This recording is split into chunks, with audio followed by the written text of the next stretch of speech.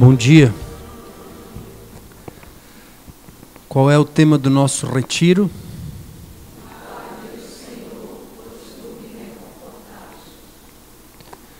Nós estamos nesse itinerário, né? Estamos caminhando e não se trata de vou cumprir algo e no final vou escutar uma voz. Mas vai se dando ao longo do tempo, ao longo principalmente desses dias que nós estamos aqui. A cada instante do nosso dia, a cada detalhe, a cada circunstância, no lanche, conversando com os irmãos, a hora que nós estamos rezando o terço, na revisão ou nas completas, dependendo de cada noite, as nossas atividades, na oração pessoal, num treinamento, num acompanhamento, na pregação. Deus que vai se revelando à medida em que o nosso coração vai sendo transformado pela sua graça. A oração comunitária também tem nos dado um itinerário, né, das moções do primeiro dia, as moções que nós tivemos ontem. Então o que nós vamos viver hoje na parte da tarde, quando nós vamos iniciar a colaborar com o Senhor, né, como diz a catequese a respeito da sua providência, Ele que nos escolhe para sermos colaboradores da construção desse plano de sustentabilidade para a comunidade, que será histórico e que será uma grande herança que nós deixaremos para esse tempo, mas principalmente para as gerações futuras, fruto também da nossa história vivida. Nós vivemos, e aí um agradecimento principalmente aos ecônomos mais antigos. É a partir da vida de cada um, é a partir do sofrimento de cada um, é a partir da história de cada um que também a comunidade vai sendo escrita.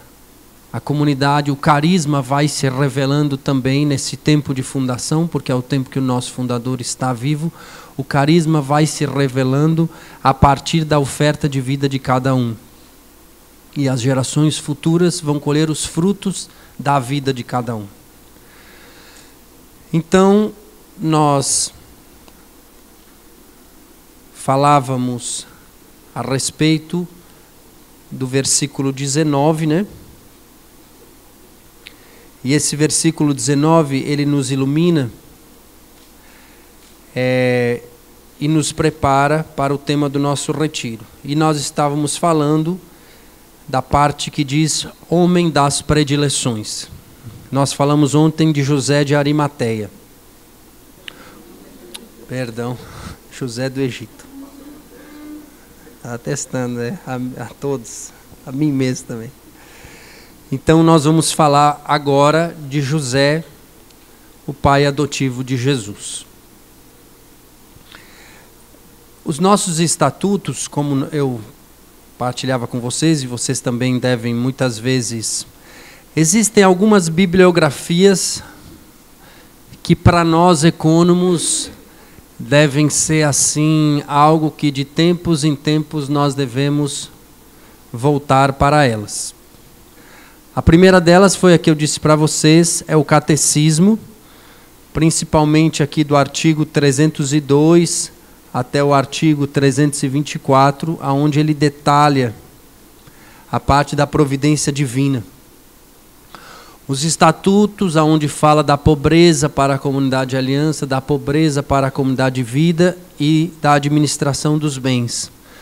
E os nossos escritos, cada escrito traz um aspecto muito importante que aos poucos também nós estamos abordando. Então é uma bibliografia que vocês constantemente, é importante que vocês estejam retornando para ela, rezando com ela, se abrindo ao que Deus quer revelar a cada um de vocês. os nossos estatutos, no artigo 185, diz: reconhecendo em São José o grande instrumento da providência divina na família de Nazaré e na vida da igreja, o proclamamos como patrono de toda a obra Shalom. O que é que nós estamos dizendo aqui? Que nós declaramos e desejamos que o que São José foi na Sagrada Família, o que São José foi e é na igreja, nós queremos também que ele seja na comunidade. Sem mais, sem menos. Com a mesma intensidade, com a mesma missão, com a mesma força. Nós queremos que ele seja para nós o que ele foi para Jesus e para Maria. E é muito bonito ver a didática e a ação do Espírito em José e como ele vai crescendo nessa relação com Jesus e com Maria. Da mesma forma, não ele, mas nós como ele um dia viveu esse processo de a cada passo ir amadurecendo nessa relação, nós somos chamados a cada passo a ir amadurecendo nessa relação. E ele é o nosso modelo. Ele é o nosso patrono e ele é, de uma maneira especial, para nós ecônomos, o nosso modelo. Então vamos lá. Mateus, vamos abrir o Evangelho de Mateus 1, versículo 16. Quem estava aqui o ano passado na pregação do Eltinho? Não sei se vocês se lembram, mas uma das primeiras coisas que ele disse e que me marcou muito é que José dá a Jesus a descendência davídica. Dá a Jesus esse ser descendente de Davi. Para que se cumpra a profecia, para que se cumpra a promessa. E no versículo 16, Mateus 1, versículo 16 diz: Jacó gerou José, o esposo de Maria, do qual nasceu Jesus, chamado o Cristo. Então esse seu homem das predileções que Deus quer nos falar hoje é essa gratuidade da sua eleição. A gente percebe que a eleição de José se dá aqui nessa descrição. Jacó gerou José. Não há mérito em José. Não há uma construção. Não há nada a não ser a eleição de Deus.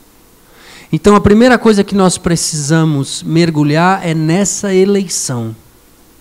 Nessa eleição, fruto, como que diz aqui, Jacó gerou José.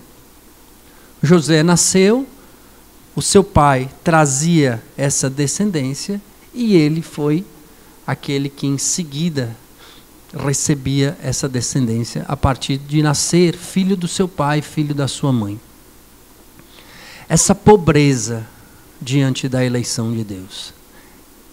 Essa pobreza que nos faz, quer sejamos criticados, quer sejamos elogiados, não mexe com a nossa essência. Não muda a nossa essência. Aquilo que Francisco ficava constantemente dizendo: quem és tu, Senhor, e quem sou eu? Quem és tu e quem sou eu? Não são nem os elogios, nem são as críticas. Não são os insucessos, nem são os sucessos. Nem são as vitórias, nem são as derrotas. Nada muda quem eu sou. E nada muda a minha eleição. Só uma coisa pode mudar a minha eleição. Se Deus me escolheu para viver algo por um tempo, é o próprio Deus quem poderá encerrar esse tempo e iniciar na minha vida um outro tempo. Isso é, Deus me elegeu hoje para ser ecônomo. Hoje, o meu sim e a minha relação é como ecônomo. O próprio Deus me elegeu. Não interessa como foi a arquitetura humana para que chegassem no meu nome. Não importa se me indicaram ou se não me indicaram. Não importa. O que importa é que se nós estamos aqui como econômos, se a comunidade reconhece como econômo, é uma eleição de Deus para a sua missão. E que só vai se encerrar quando Deus se manifestar através das autoridades competentes e disser, deixar, e você ao escutar poder dizer, deixai agora vosso servo ir em paz. É aqui também que se encontra essa paz. É quando nós permanecemos até o fim.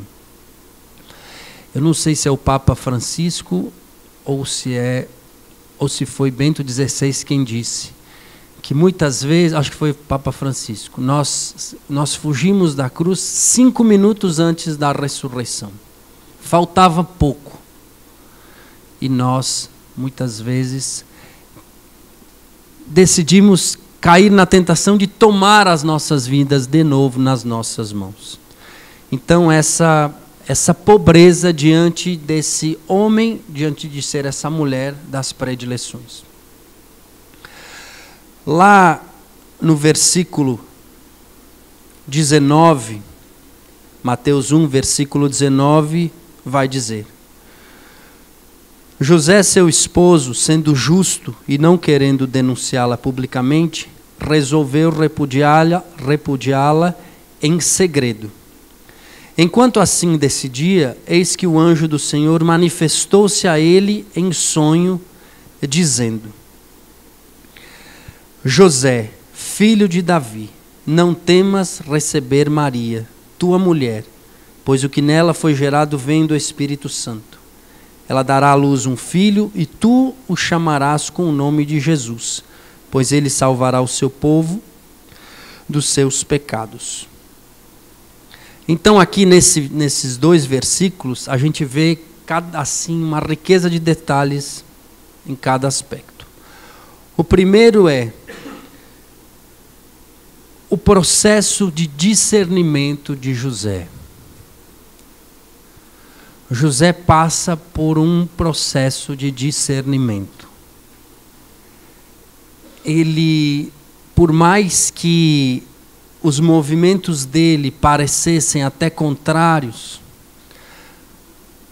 mas o processo de discernimento que ele foi vivendo era tão justo, tão reto, tão puro, tão casto, que Deus intervém com muita clareza e com muita transparência. Quando o nosso processo de discernimento, quando a nossa busca da vontade de Deus, ela é reta, ela é sincera, ela é abandonada, mesmo que nós estejamos planejar um movimento contrário à vontade de Deus, Ele vai intervir. Ele irá intervir. E nós precisamos aprender a fazer esse processo de discernimento. Nós precisamos ser homens e mulheres de discernimento. E esse processo de discernimento, ele passa por vários aspectos na nossa comunidade. O primeiro aspecto do processo de discernimento é nós nos conhecermos. Quando não há autoconhecimento, o processo de discernimento ele fica muito comprometido. Quando nós não temos a compreensão de quem nós somos, quando nós ainda resistimos em reconhecer os nossos limites, as nossas fraquezas, as nossas imperfeições, as nossas tendências, as nossas teimosias, quando a gente ainda, a nossa carne, como eu falei, nós vamos falar muito nessa relação homem natural e homem espiritual. Nós precisamos nos compreender se quem está gritando é o homem natural ou se quem está tentando falar é o homem espiritual. Porque é assim que acontece. O homem natural grita, o homem espiritual tenta falar. Porque um é equilibrado e o outro é desequilibrado. Então, diante de grandes passos, Segundo aspecto é a nossa vida de intimidade com Deus. O processo de discernimento, ele passa também por uma vida de intimidade com Deus. Nós precisamos, na vida de intimidade com Deus, cotidiana, disciplinada, que nós começamos a amadurecer. Nós amadurecemos. A oração nos amadurece. Rezar nos amadurece. Nós vamos saindo daquele infantilismo, nós vamos saindo daquelas reações infantis, daquelas resistências infantis, daquele olhar para o mundo como uma criança mimada, e vamos amadurecendo. Nós vamos desistindo de nós mesmos. A oração nos faz desistir de nós mesmos e optarmos por Jesus. A oração vai dando esse desprendimento de nós mesmos. E isso nos ajuda muito no processo de discernimento. O outro aspecto é a voz das nossas autoridades. A voz das nossas autoridades. Essa misteriosa voz de Deus. Quem obedece nunca erra. Nós devemos dialogar, nós devemos mais uma vez dialogar, mas há um determinado momento que nós precisamos obedecer. E esse obedecer, Deus se alegra de uma maneira que nós não temos noção.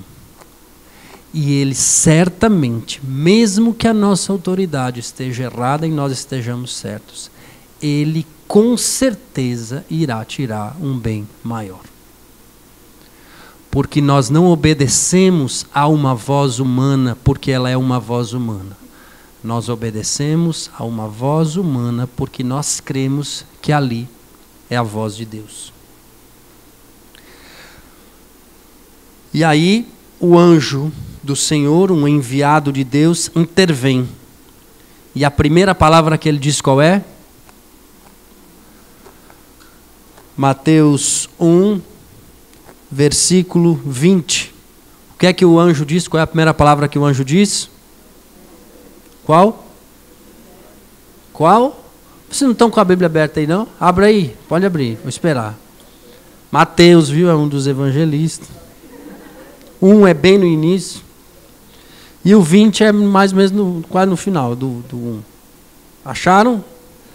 Pronto. Qual é a primeira palavra que ele diz? José. Chama ele pelo nome. Ele não é um instrumento, ele não é um número.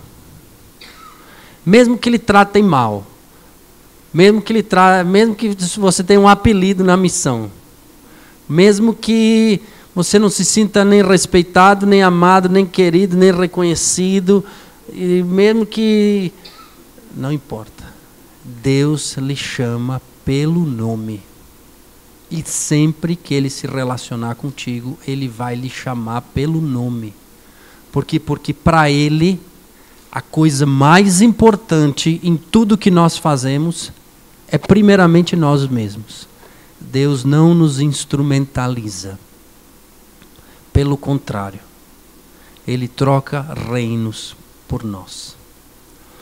Então, quando Ele nos chama pelo nome, isso quer dizer que todo o movimento dEle e tudo aquele que eu estou vivendo, a primeira coisa, a coisa que é mais importante para Deus em tudo que eu estou vivendo, sou eu mesmo.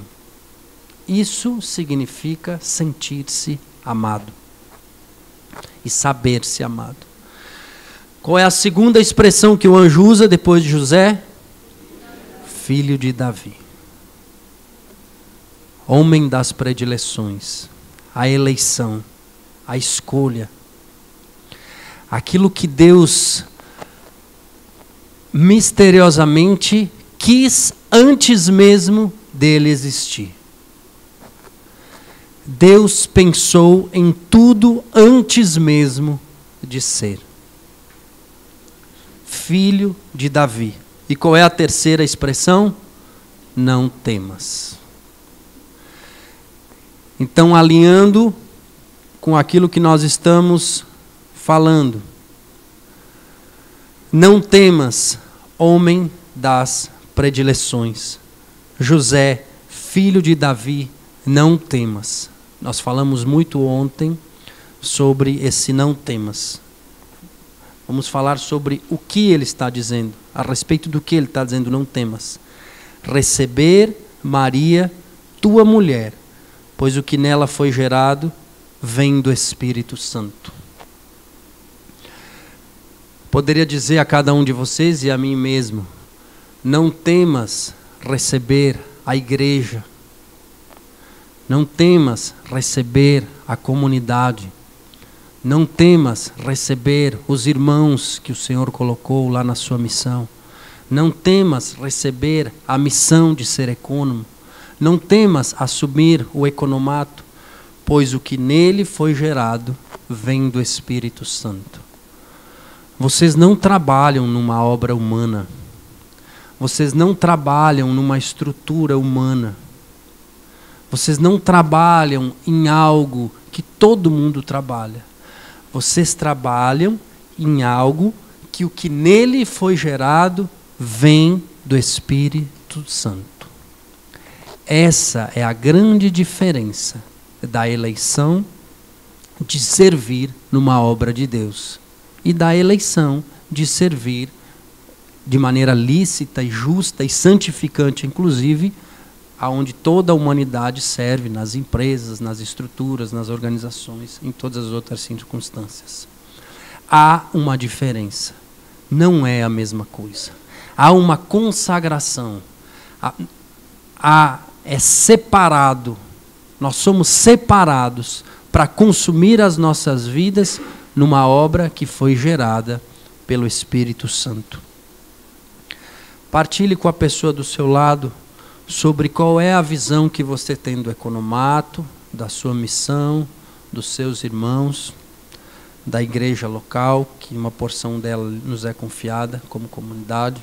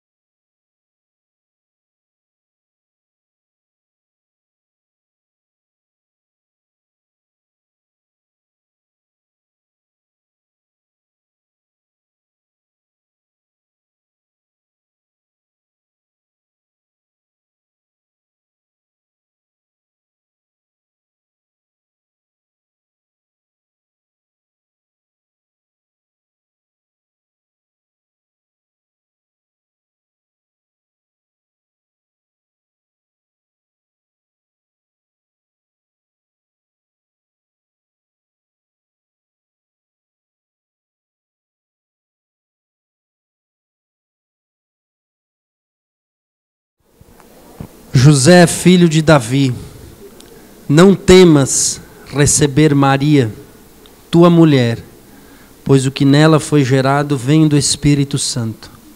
Se parasse aqui já seria uma coisa incompreensível de tão grande essa missão. Só o fato de receber a Virgem Maria. Mas aí ele continua. Ela dará à luz um filho, e tu o chamarás com o nome de Jesus, pois ele salvará o seu povo dos seus pecados. O que é que lembra a vocês essa expressão, pois ele salvará o seu povo dos seus pecados? Lembra alguma coisa a vocês? O diálogo que ele está tendo com José é em vista do quê? É em vista do quê? É em vista de um fim último. Tudo que nós estamos fazendo é em vista de um fim último. Ao abraçar o economato local, ao assumir um povo, ao assumir uma missão e dar a ele um nome, isso significa que há uma missão pessoal a cada um de nós. Algo que só nós podemos fazer, porque nós fomos escolhidos, eleitos para fazer. Não foi aqui a Virgem Maria eleita para dar o nome a Jesus. Foi a José dada a missão de dar o nome a Jesus. Ela, concebida sem pecado. Ele, pecador, como nós. Mas foi a ele dada a missão de dar o nome de Jesus. E dar o nome significa não só escolher um nome como nós entendemos hoje, mas há toda uma relação, há todo um compromisso. Em vista do quê? Pois ele salvará, tu o chamarás com o nome de Jesus, pois ele salvará o seu povo de seus pecados. Essa compreensão, esse amadurecer na providência divina. Por isso que José é o nosso patrono. Por isso que ele é o modelo. Por isso que para nós ele é o modelo. Nesse mistério de viver na lógica da providência divina. E nós precisamos entender que tudo que nós fazemos é em vista de um povo e em vista do seu fim último. Continuando aqui, no versículo 24. José, ao despertar do sono, o que é que ele fez? O que é que ele fez? Foi escovar os dentes, o que é que ele fez? José, ao despertar do sono, agiu conforme o anjo do Senhor lhe ordenara e recebeu em casa sua mulher. Aqui nós já poderíamos encerrar, porque o que é que diz o tema?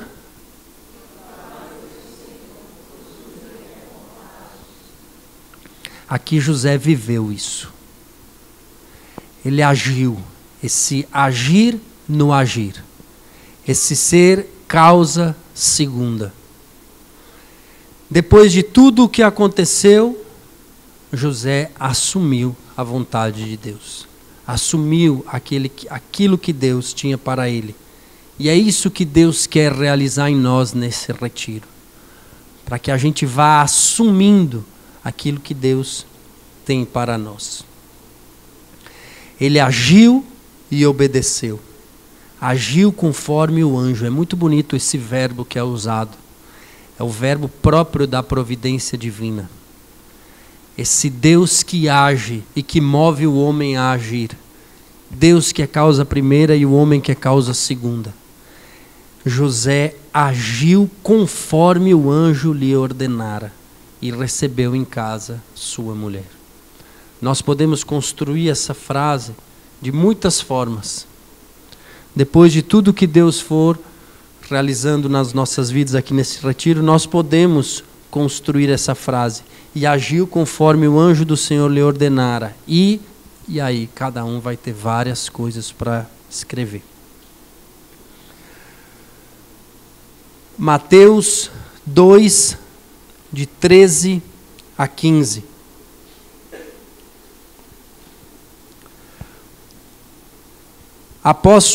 Mateus 2, versículos de 13 a 15. Após sua partida, eis que o anjo do Senhor manifestou-se em sonho a José. E lhe disse: levanta-te, toma um menino e sua mãe e foge para o Egito. Fica lá até que eu te avise, porque Herodes procura o menino para o matar. Aqui o que significa, assim, vários detalhes aqui, né? Mas nós vamos falar muito limitadamente também, porque é muito profundo essa experiência que José tem e que muitas vezes nós temos. Primeiro, ele teve que levantar no meio da noite. Poderia ter sido programado essa viagem, né? Não poderia? Poderia ter sido planejada. Poderia ter feito um plano de ação, um planejamento orçamentário. Poderia ter sido mais organizada, mas não foi. E o que é que estava em jogo aqui? A vida de Jesus. E nós na vida podemos ter dois movimentos diante dessas circunstâncias que se apresentam a nós. Nós podemos empacar como um jumento, ou nós podemos levantar no meio da noite e assumir aquilo que é próprio de um econômico: prover e proteger. É próprio de um econômico prover e proteger. Todo mundo tem uma vocação original, que é guardar e cultivar, lá em Gênesis, né? A gente sabe disso. Mas em Jesus Cristo, neste mistério da plenitude dos tempos da encarnação do Verbo e todo o seu mistério de paixão, morte e ressurreição, na sua igreja, nós, além de guardar e cultivar, somos eleitos a prover e proteger, por mais frágeis que nós sejamos, por mais fracos, por mais limitados, porque não somos nós, mas é o próprio Deus que age em nós. E qual era a figura bíblica do Egito? Êxodo 1, versículo 13. Os egípcios obrigavam os israelitas ao trabalho e tornavam-lhes amarga a vida com duros trabalhos, a preparação da argila, a fabricação de tijolos, vários trabalhos nos campos e toda espécie de trabalhos os quais os obrigavam. Num versículo, olha quantas vezes fala a palavra trabalho. 1, 2, 3, 4. 4 vezes fala a palavra trabalho como algo ruim, como algo penoso, como uma escravidão. E um dos aspectos muito bonitos aqui é quando José vai com o menino Jesus e com Maria lá prover e proteger. Ele vai trabalhar lá, no lugar aonde o trabalho ainda tinha como o único aspecto as consequências do pecado original. Ali nós já começamos a perceber a remissão do trabalho, a transformação do trabalho. Nós já podemos ver traços da ressurreição no trabalho. O trabalho que outrora era isso, com José vindo com Jesus e Maria, ele começa esse processo de remissão, de ressurreição, de transformação. E nós, econômicos, precisamos ser, na missão, modelos de trabalhador. Meus irmãos, ninguém pode trabalhar mais do que nós, não. Pode trabalhar igual, mas mais do que nós. Não pode ter ninguém na missão que trabalhe mais do que nós, não. Nós somos esse modelo, essa referência. Nós é que damos, nós precisamos dar esse ritmo de trabalho. Por quê? Porque nós somos como José naquela missão, chamados a prover e proteger. Nós temos que ser o primeiro a chegar, o último a sair. Abra aqui a porta para o pessoal novo. Ei, Girlane, o pessoal chegando aqui, ó. Nós precisamos ser esse modelo, essa referência, esse se gastar. E isso é porque José foi assim. E nós precisamos pedir a Deus a graça de também ser assim. E aqui alguns aspectos do trabalho que eu acho sempre importante nós revermos, né? Na reciclagem se fala um pouco, também no livro tem um pouco, mas era bom a gente sempre ver. Catecismo, artigo 306. Deus dá ao homem a dignidade de agir ele mesmo, de ser causa e princípio uns dos outros, e de assim cooperar no cumprimento de seus desígnios. Na oração de São José, tem uma parte que diz assim: dai-nos os bens, como é que diz a oração de São José? Dai-nos os bens materiais necessários para desígnios de Deus a nosso respeito. Dai-nos os bens materiais necessários para cumprirmos os desígnios de Deus a nosso respeito. E o que é que o catecismo nos diz? Que nós somos eleitos a cooperar no cumprimento de seus desígnios. Não é acessório o nosso trabalho. O nosso trabalho é essa cooperação para o cumprimento dos desígnios. Nós pedimos os bens materiais a Deus. E Deus pede a nós o nosso trabalho. E Ele une os bens materiais ao nosso trabalho. E Ele cumpre os seus desígnios. O que é que falava hoje nas laudes? O que é que dizia a leitura breve? Que quem não... Faz essa relação, né? Quem não quer trabalhar também não deve comer. Por quê? Porque se nós amputarmos essa nossa missão pessoal de cumprirmos os desígnios, de ser colaboradores com os desígnios de Deus, fica aleijado. Não fica assim como precisaria ser. E pior, nós não entramos nessa dinâmica santificante.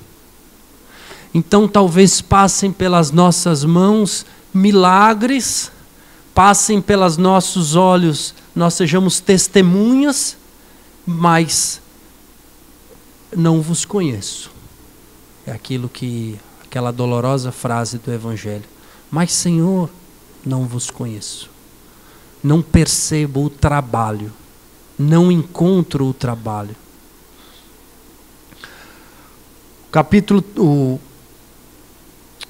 Artigo 307. É confiada a responsabilidade de submeter a terra e dominá-la, e ser causa inteligente e livre para completar a obra da criação, aperfeiçoando-lhe a harmonia para o bem deles e do próximo. Primeiro é esse ser confiada a responsabilidade. É interessante que em administração não se delega a responsabilidade, né? Mas aqui Deus delega a responsabilidade. Ele não nos dá só a autoridade, Ele também nos dá a responsabilidade. Isso é quase como confundir-se. É essa... Ser confiada, Deus nos confiar a responsabilidade, significa esse ser revestido dessa natureza divina. Significa esse agir como Deus. É Deus que me trata como filho porque eu sou. Não é uma relação patrão e funcionário. Não é uma relação comercial, não é uma relação distante, mas Ele quer se confundir comigo. Já não sou mais eu que vivo, mas é Cristo que vive em mim. Esse ter a responsabilidade, ser-me confiado a responsabilidade, eu só sei dizer isso. Já não sou mais eu que vivo, mas é Cristo que vive em mim. Submeter a terra e dominá-la. É uma autoridade muito grande, né? Submeter e dominar. A cada um de nós é dada a autoridade de submeter e dominar a dimensão econômica da missão. E que são palavras fortes, né? Submeter e dominar. Por quê? Porque para Deus tudo nele é amor. E se nós somos participantes da natureza divina, esse submeter e dominar significa amar.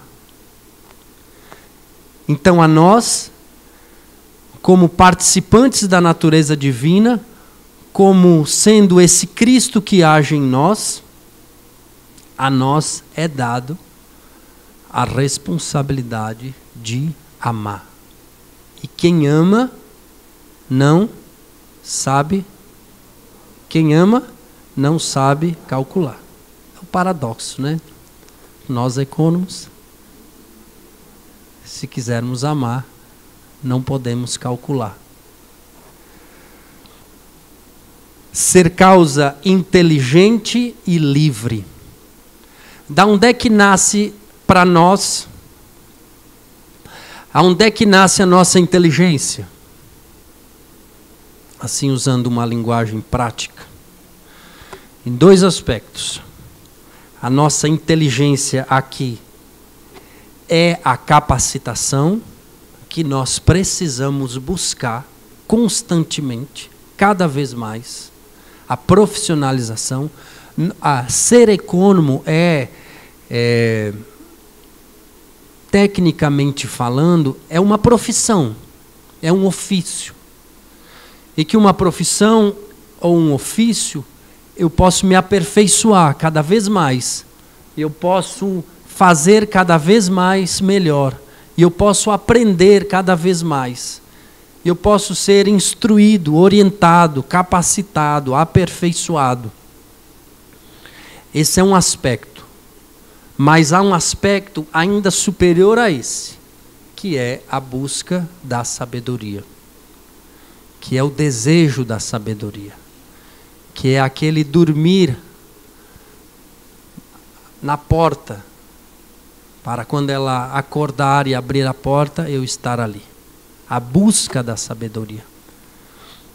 Que nós, no Antigo Testamento, vemos muito.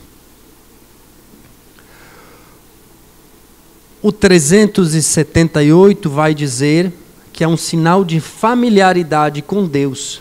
Quando Deus colocou o homem no jardim para guardar e cultivar, é esse sinal de familiaridade. E aí ele diz, o trabalho não é uma penalidade, mas sim uma colaboração do homem com Deus no aperfeiçoamento da criação visível. Por que é que nós trabalhamos? Nós trabalhamos para levar a nossa missão a um aperfeiçoamento. O nosso desejo é levar a nossa missão à perfeição. O mais parecido com a vontade de Deus, o mais próximo com a vontade daquele que é o perfeito. Por isso, nós precisamos estar atentos a todos os aspectos da nossa missão. Porque não há perfeição parcial de um corpo. Quando se fala de perfeição de um corpo, se fala do corpo. Não tem como a pessoa dizer, ele é perfeito num aspecto, mas não existe. Se é corpo, pressupõe-se movimento integrado. E se há um movimento integrado, pressupõe-se a perfeição do todo.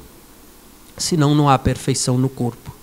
E a nós é confiada essa perfeição. Sempre melhorar, sempre buscar o melhor. Sempre aperfeiçoar, sempre evoluir, constantemente. Não se acomodar. Se você está acomodado, você tem dois movimentos a fazer. Um movimento é sair da acomodação. E o segundo é sair da frente para que os outros possam não atrapalhar, soltar o osso. Não dá para ficar roendo o osso, porque o osso já acabou a carne, não dá para ficar no osso que não tem. Ninguém está aqui para fortalecer os dentes, não. Nós estamos aqui para levar a missão à perfeição. Para isso nós precisamos estar constantemente abertos, não nos acomodarmos. Às vezes os nossos olhos se acomodam com o que é feio, às vezes os nossos olhos se acomodam com o que é sujo. Às vezes os nossos olhos se acostumam com o que está errado. E aí a gente é isso mesmo. Eu imagino que é na oração que Deus vai despertando em nós, é na escuta dos irmãos, é na percepção das nossas autoridades, é na reunião, objetivamente falando, é na reunião do conselho local que nós começamos a perceber tudo aquilo que ainda precisa se desenvolver. Terminando essa parte do trabalho, o artigo 2427 diz: criado à imagem, 2427, criado à imagem de Deus, são chamados a prolongar uns para com os outros a obra da criação, dominando a terra. O trabalho é, pois, um dever. É um dever trabalhar. E aí vem esse versículo bíblico de 2 Tessalonicenses 3,10, que nós lemos hoje de manhã nas laudes. Quem não quer trabalhar, também não deve comer. O trabalho honra os dons do Criador e os talentos recebidos. Como é que nós podemos honrar a Deus? Trabalhando. Trabalhando, nós honramos os dons do Criador e nós honramos e agradecemos pelos talentos recebidos. O trabalho pode ser redentor quando eu me uno a Cristo. E o trabalho é um meio de santificação. Partilhe com a pessoa do seu lado sobre esse apêndicezinho que nós colocamos aqui a respeito de José, o pai adotivo de Jesus.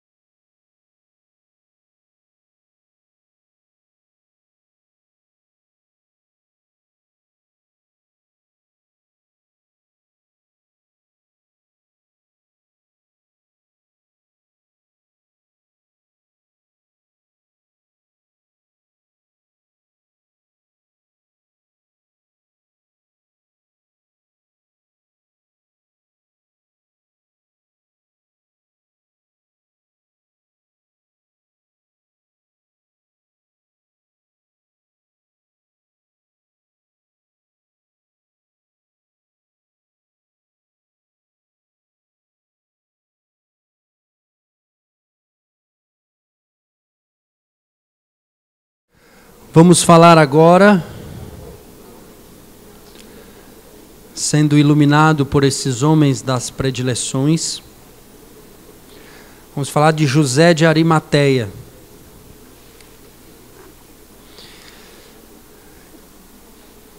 Esse homem é citado nos 4 evangelhos.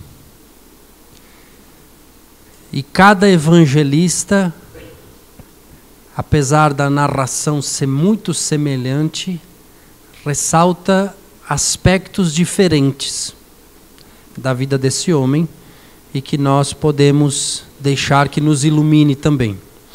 Vamos começar lá em João, capítulo 19, versículo 38.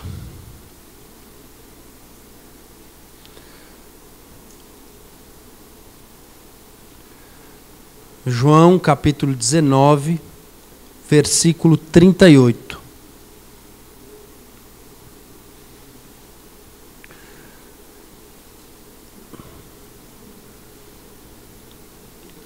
João capítulo 19, versículo 38.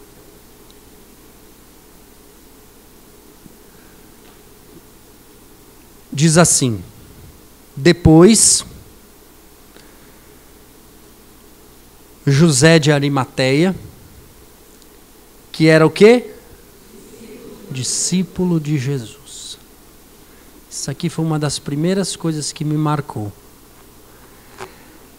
E é a mesma expressão que o João usa em João 20, 19, a mesma palavra, discípulo. E o que diz assim? Mas secretamente, né? Por quê? Por quê? Essa expressão por medo dos judeus, ela é usada aonde? E que é tão cara para nós? Aonde? Aonde? João 20, 19. Por medo dos judeus. Discípulo por medo dos judeus. João dá a ele e demonstra que ele viveu, em certo aspecto, a mesma coisa que os discípulos viveram em João 20, 19. É um discípulo, mesmo que, só que aqui secretamente, por medo dos judeus. Então ele tinha o mesmo sentimento que os discípulos tinham. E tudo que nós formos ver aqui, nós vamos perceber a graça de Deus e o privilégio que Deus deu a esse homem.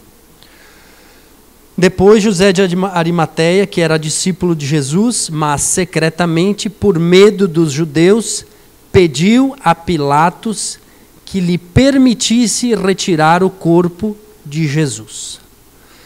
Enquanto todos os discípulos fugiram, exceto João, o movimento desse que era um discípulo, aqui diz que ele era secretamente um discípulo, isso é, ele vivia já, ele deve ter se tornado discípulo já bem próximo da morte de Jesus, mas ele ia vivendo aquilo escondido, de repente ele recebe uma graça de Deus e aquilo que era escondido se torna público. E ele assume, enquanto todos os discípulos fugiram e depois se esconderam, ele não. O movimento dele é contrário. A primeira coisa que ele faz é ir até Pilatos. Vamos ver, aqui me chamou a atenção esse aspecto, que era discípulo e por medo dos judeus. Vamos abrir agora em Lucas 23, 50.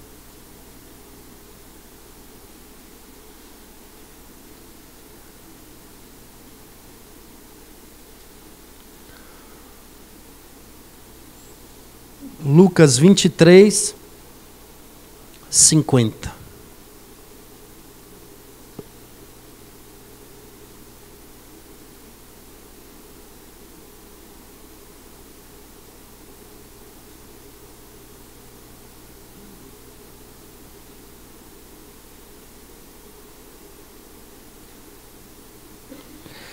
Eis que havia um homem chamado José, membro do conselho.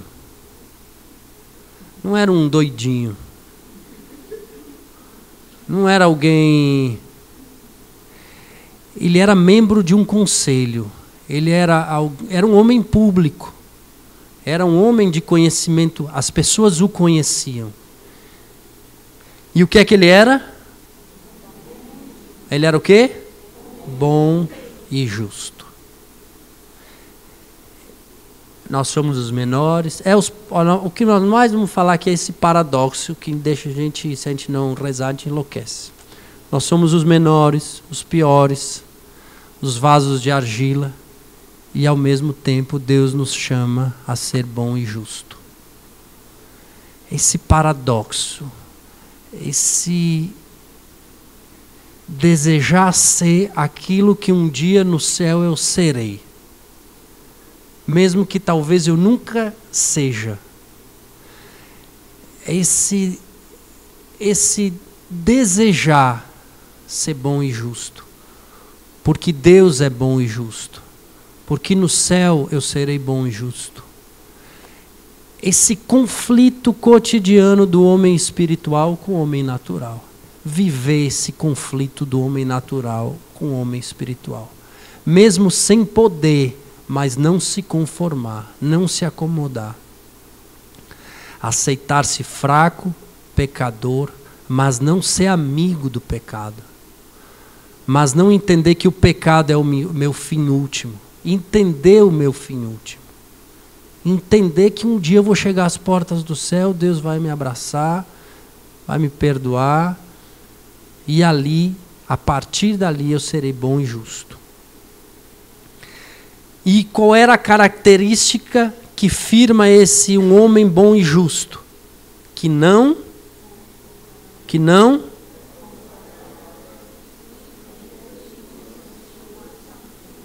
que não concordava nem com os desígnios, nem com a ação deles.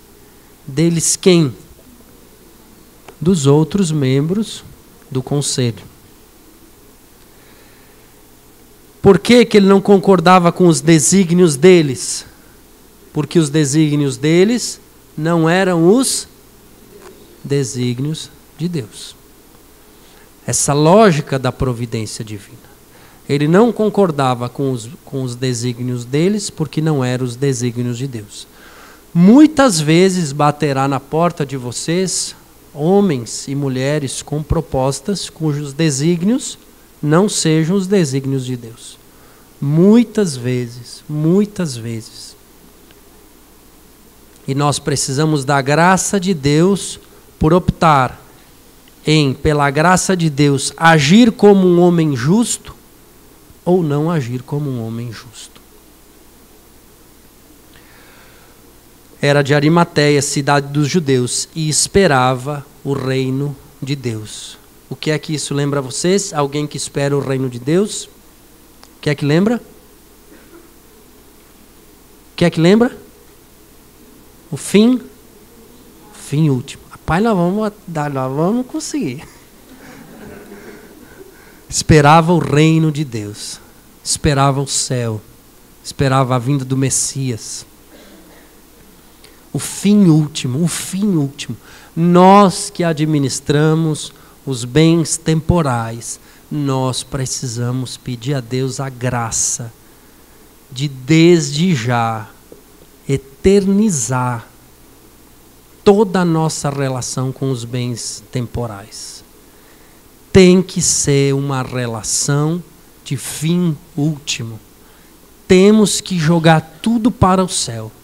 Tudo que nós fazemos tem que ser em vista do céu, em vista do fim último. Aqui eu vou bater muito nisso, muito, porque o homem natural, a lógica do homem natural é esse tempo, como se esse tempo tudo se encerrasse nesse tempo. E o homem espiritual fica nos remetendo ao fim último, nos remetendo ao céu, nos remetendo para sempre. Marcos 15, 42. Outro aspecto aqui que... E já chegada a tarde, sendo o dia da preparação, isto é, a véspera de sábado, veio quem? José de Arimateia. Rapaz, eu nunca vi, nunca tinha me chamado a atenção. Realmente esse homem ilustre, quem que ele era? Ilustre membro do conselho. E que ele esperava o quê? O reino de Deus. O que é que ele faz? Na minha Bíblia aqui, né? Não sei na de vocês. Ousando entrar onde estava Pilatos, pediu-lhe o corpo de Jesus. O que é que ele faz?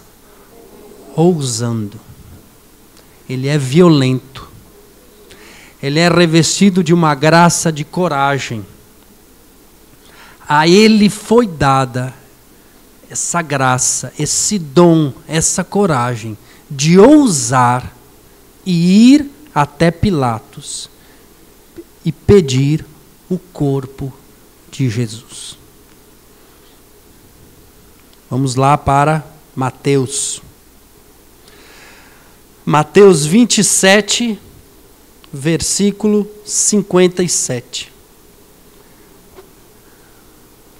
Mateus 27, versículo 57.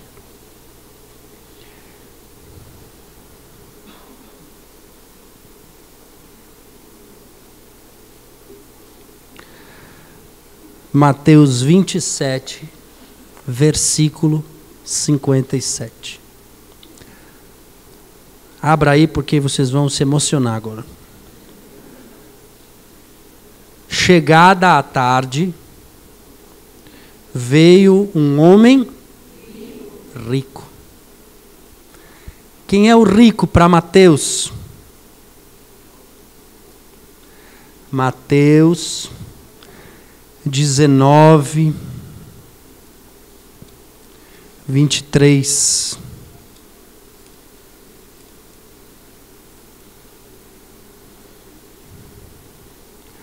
Mateus 19, 23. Então Jesus disse aos seus discípulos: em verdade vos digo, que o rico dificilmente entrará no reino dos céus. E vos digo ainda, é mais fácil o camelo entrar pelo buraco da agulha do que o rico entrar. Vejam, meus irmãos, que ser pobre não está em ter ou não ter os bens materiais. Está em saber a quem pertence os bens materiais e quem me sustenta. Aqui me marcou muito quando aquele homem que nós fomos falando as características dele, em Mateus fez questão de dizer que era um homem rico. E esse homem rico fez aquilo que os discípulos deveriam ter feito, mas não conseguiram fazer. Ele fez. Deus escolheu ele, o qual também, diz aqui em Mateus, se tornara discípulo de Jesus. Ele se tornou, ele era rico e se tornou discípulo de Jesus.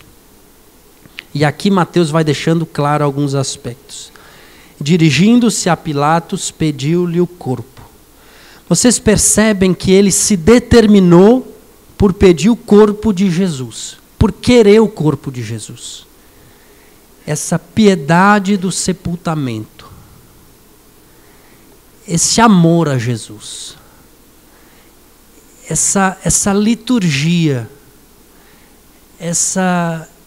esse amor ao sagrado, essa conversão ao sagrado, essa conversão à adoração, essa conversão, essa misteriosa conversão, porque ele parece que ele estava num processo mesmo de conversão, aonde aqui o processo de conversão dele toma força, porque ele vinha secretamente. Ele era discípulo de Jesus, mas era algo escondido. A relação dele, e ele também era membro do Sinédrio. Ele vivia um conflito, certamente devia ser uma vida tensa. Ao mesmo tempo era um homem rico. E vivia também. Então eu tenho total certeza que esse homem passou a ser, depois que ele começou a seguir Jesus Cristo, mesmo que secretamente, a relação dele com os bens é própria de um homem que se converteu. Ao ponto de Deus dar a ele a graça, o privilégio de confiar a ele algo que ele não confiou nem aos seus discípulos, que é o corpo de Jesus morto. E aqui olha a riqueza de detalhes que Mateus diz. Então Pilatos mandou que lhe fosse entregue.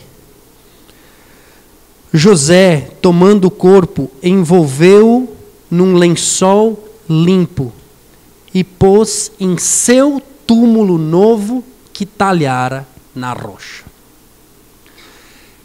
E se eu não me engano, em Marcos, eu vou pegar aqui, vocês não precisam pegar, Marcos diz assim, que eu passei e era para ter dito.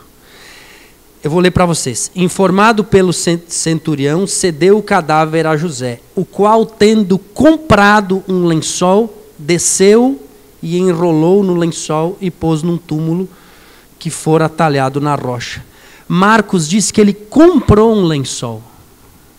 Fez questão de dizer que ele pegou o dinheiro dele e trocou o dinheiro dele por um lençol. Ele comprou um lençol.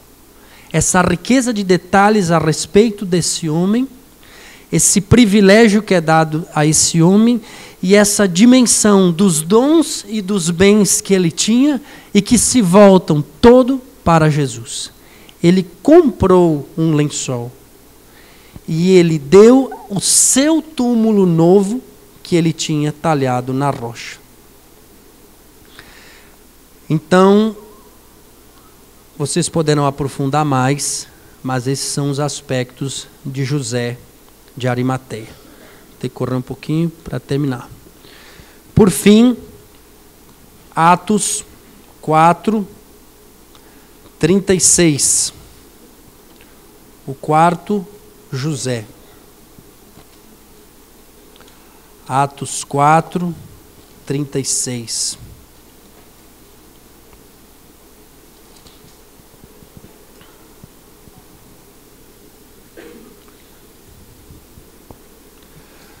Vamos falar desse homem. Atos 4, 36. Esse eu vou ter que correr um pouquinho por causa do horário. Eu não queria prejudicar o tempo de oração de vocês. José, a quem os apóstolos deram o cognome de Barnabé, que quer dizer filho da consolação. Então, o nome desse homem é José, a quem os apóstolos deram o cognome de Barnabé, que quer dizer filho da consolação. Era levita originário de Chipre. O que ele era? Continuem lendo. Sendo proprietário de um campo.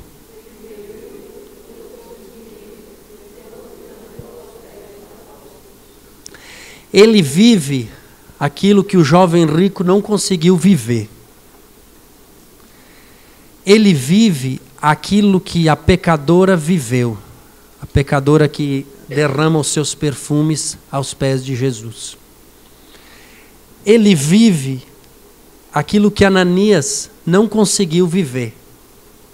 Ananias morreu e ele viveu para uma nova vida, a partir da partilha dos seus bens.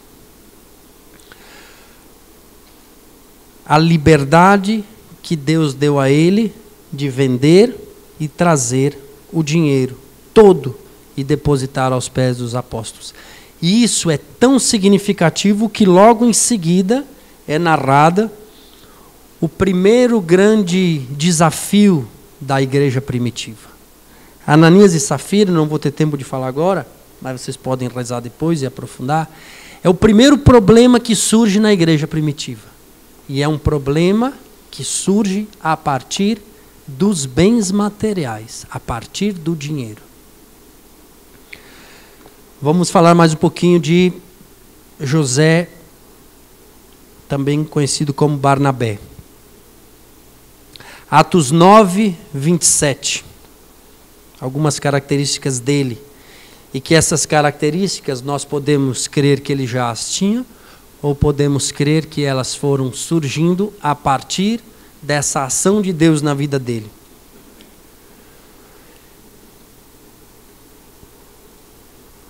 Todos estavam com medo de Saulo. Todos tinham medo de Saulo. Mas o que é que Barnabé faz?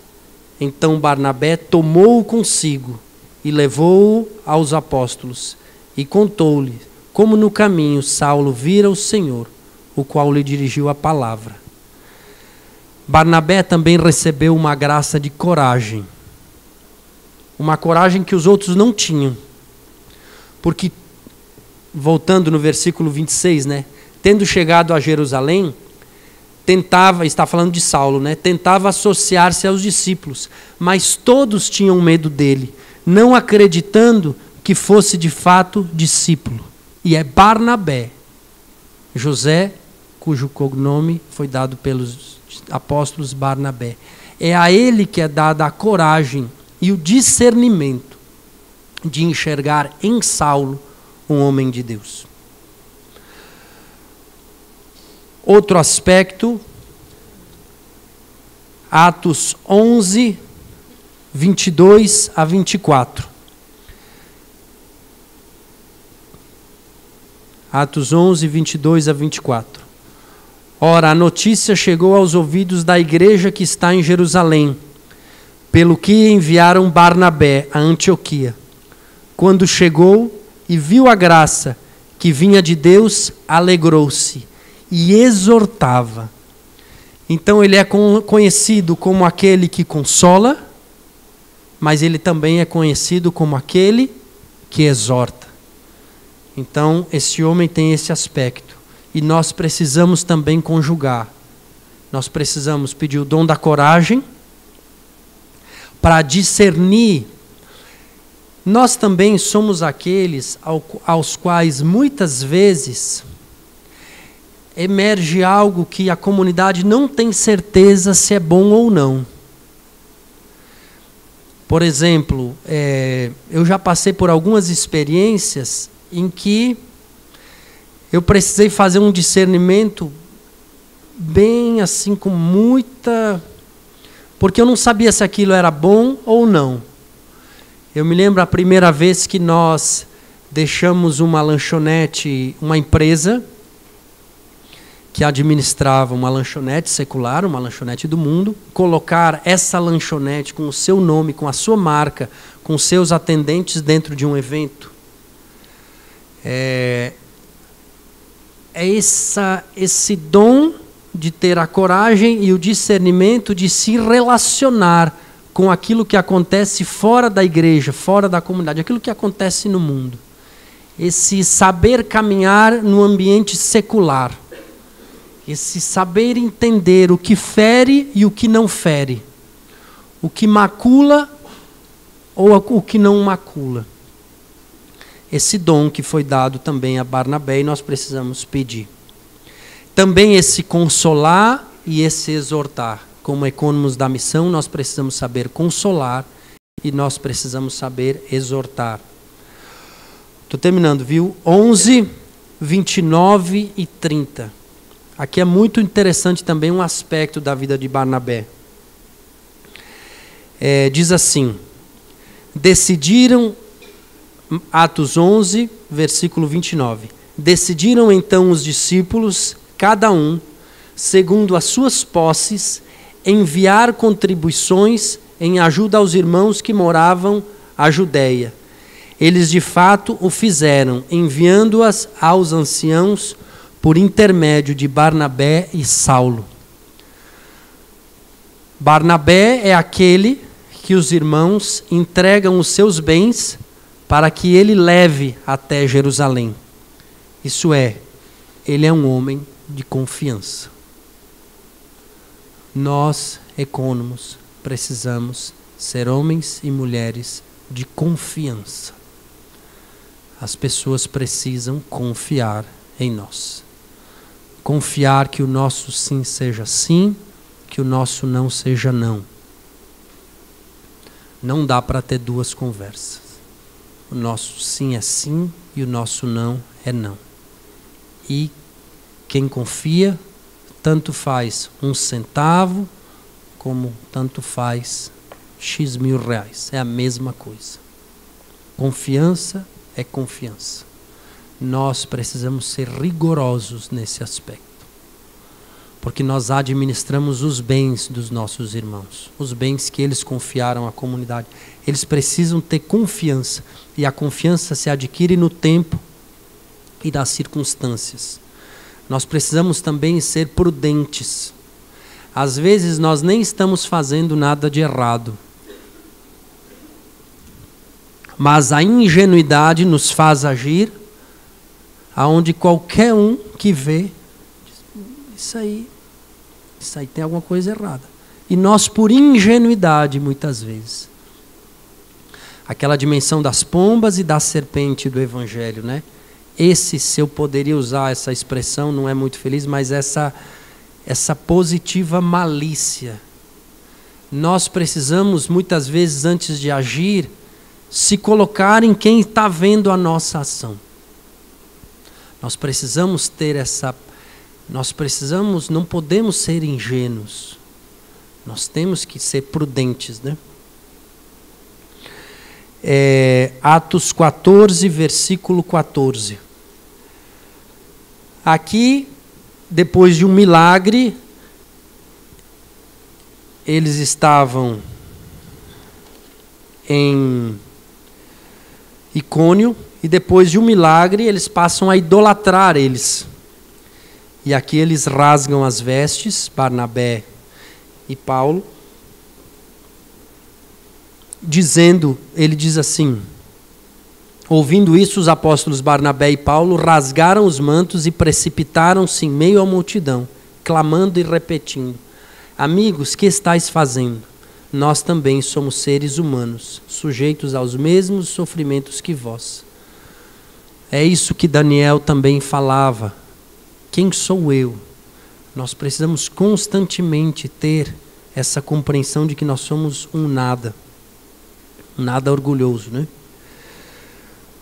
Pronto. É isso.